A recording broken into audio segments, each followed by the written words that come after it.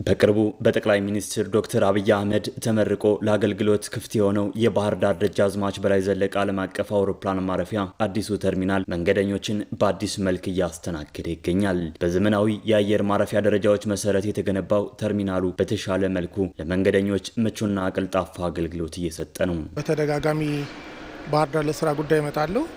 ስለዚህ ያኛው ተርሚናል በጣም ጠባብ ነበር፣ ያረጀ ነው፣ ህንፃው የተሰጣጠቀ፣ ቀለሞቹ የለቀቁ ፕላስ ደግሞ ኢቭን ማይክሮፎኖቹ በአግባቡና በስርዓት የማይሰሩ ነበሩ። ሰው በጣም የተጨናነቀ ነበረ። ለመሳፈር ብዙ ጭንቅንቅ የነበረበት እንዲህ ፍተሻ ቦታ የሴኩሪቲ ቼኪንግ ሌላም ቦታ ላይ ችግር የነበረበት ነው። አሁን እዚህ መጥቼ የመጀመሪያ በረራዬ ነው በዚህኛው አየር ተርሚናል ስገባ። ስለዚህ በጣም ተለውጦ ነው ያገኘሁት። እጅግ በጣም ሰፊ ነው፣ ምቹ፣ የቼኪን ቦታዎቹ ራሳቸው ብዙ ናቸው። ስለዚህ እኔ ቀድሞ የነበረውን ችግር ሙሉ ለሙሉ ይቀርፋል ብዬ አስባለሁ እና ህንፃው ደግሞ በጣም ግዙፍ የሚያምር ደስ የሚል ህንፃ ነውና ጥሩ ለውጥ ነው። ከዛኛው ጋር በምንም አይገናኝም። በጣም ቆንጆ ነው። ከዛኛው ጋር ስናነጻጽረው ይሄ በጣም በኢንተርናሽናል ደረጃ ነው። ኳሊቲውን የጠበቀ ነው። በጣም ሰፊ ነው። በጣም ድሮ ከነበረው ጋር አይገናኝም። ይሄ በጣም ቆንጆ ነው። በጣም ሀሪፍ ነው። በጣም ደስ ይላል። በጣም ተመችቶናል። በጣም እንደዚህ ያለ ደስተኛ ሁኛ አላየሁትም። ምክንያቱም አያት ቅማታችን አይተው ማያውቁትን እኔ በእነሱ የዲግሪ ማለቴ እኔ ደስተኛ ነኝ። ምክንያቱም እንዲህ ያለ አሰራር እውነት በእጅ ተሰርቶ በሰው ላይ በአሁን በእኛ በልጆች የተሰራው በጣም እኔ አስደናቂና አስገራሚ ነው። ያው በመንግስትነቱ ያው ለዚህ አብቅቶን እንግዲህ ለዚህ ደረሰና እንግዲህ ትውልዱም እንዲህ ቢያሳድግ ቢያስፋፋልን እንዲያው በጣም ደስ ያደርግላል። ዓለም አቀፍ አይነት ደረጃ ያለው ኤርፖርት መልክ ይዟል። አሁን ለውበቱም ቆንጆ ነው፣ ስፋትም አለው፣ ለመንቀሳቀስ ምቹ ነው።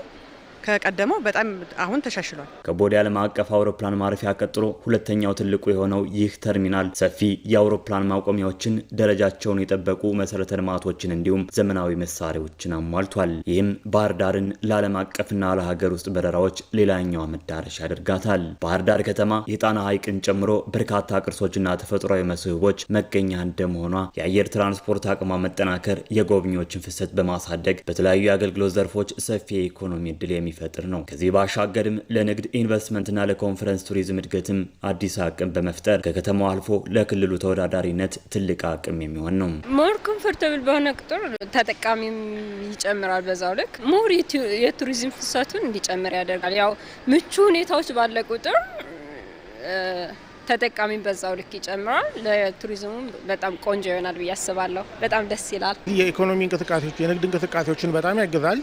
መንገደኞች በጣም ምቾት ባለው ሁኔታ እንደፈለጉ እንዲመላለሱ፣ የንግድ ስራዎቻቸውን፣ ቢዝነሳቸውን እንዲሰሩ ያስችላቸዋል። ኢኮኖሚያዊ ፋይዳው በጣም ከፍ ያለ ነው። የገጽታም ላይ የሚኖረው ፋይዳ በቀላሉ የሚገመት አይደለም፣ ከፍ ያለ ነው። የዚህ ተርሚናል ግንባታ ተጠናቆ ለአገልግሎት ክፍት መሆን የመደመር መንግስት ሰላምን ከማስፈን ጎን ለጎን የህዝብን ተጠቃሚነት ለሚያረጋግጡ የልማት ስራዎች ትኩረት መስጠቱን ያሳየ ሆኗል። ቁጭት የወለደው አስተዳደር ነው አሁን ያለው አማራ ክልል ላይ።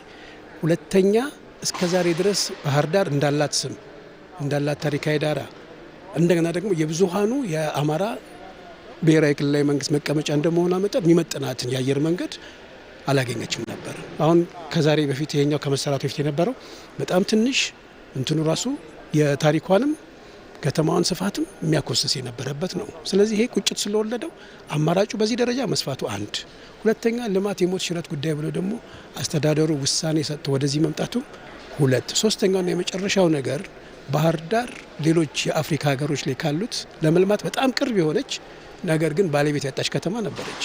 አሁን ባለቤት አግኝታለች። ህብረተሰቡ ፈቃደኝነቱን እያረጋገጠ ነው። በኮሪደር ልማቱ የምናየው ነው።